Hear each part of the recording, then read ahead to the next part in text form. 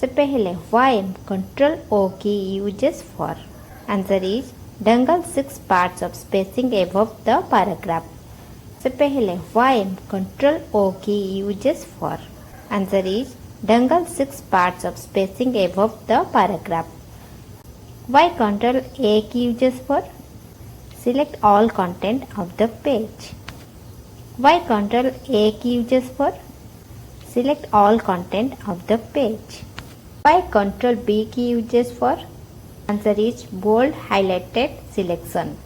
Y control B key uses for. Answer is bold highlighted selection.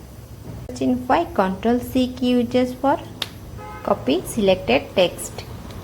In Y control C key uses for. Copy selected text. Y control D key uses for. Answer is open the font preference window. Y control D key uses for.